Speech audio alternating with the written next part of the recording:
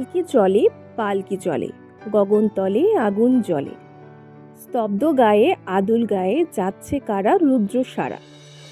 সত্যেন্দ্রনাথ দত্তের পালকির গান কবিতাটি গ্রাম বাংলার ঐতিহ্য পালকির কথা স্মরণ করিয়ে দেয়।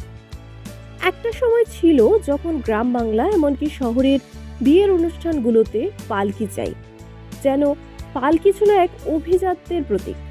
নারীদের আবেগ অনুভূতির সঙ্গে জড়িত ছিল পালকি। আর পালকি ছাড়া তো গ্রামের বিয়ে কল্পনা করা যেতই না। ভারত তার সমৃদ্ধ সাংস্কৃতিক চিত্রের জন্য পরিচিত। আমরা এখানে বিবাহ সম্পর্কে কি বলতে পারি? এই উপলক্ষটিকে সুন্দর করার জন্য লোকের প্রচুর প্রচেষ্টা চালায়, যার ফলে প্রচুর অপচয়ও হয়, যা মানুষের আর্থিক অবস্থাকেও প্রভাবিত করে।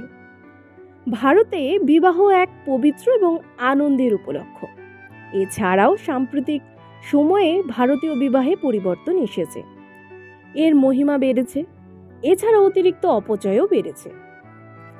কিন্তু অন্যদিকে এই অপচয় রোধ করতে এবং সমাজকে বার্তা দিতে খড়িবাড়ি ব্লকের বুড়াগঞ্জ গ্রাম পঞ্চায়েতের ঘুঘুভিচা গ্রামে এক অভিনব বিয়ে দেখা গেল।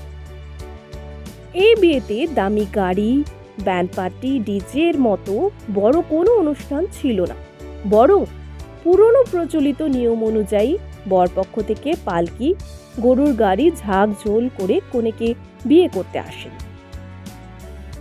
বরের বাবা সাগর সিংহ জানান, তার একটি মাত্র পুত্র সন্তান রয়েছে।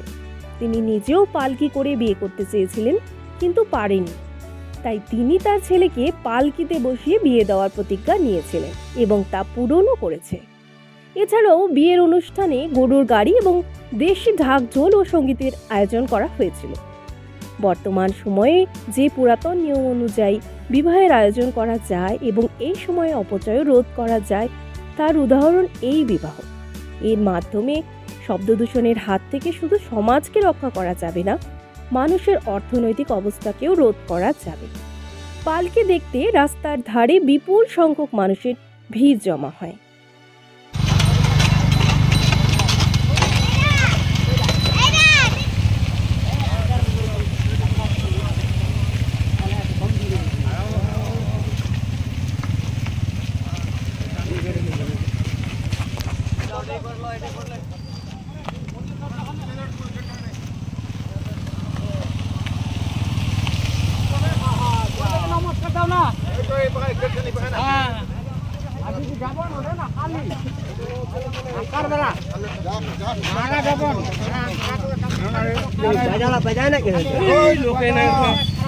अरे बाबा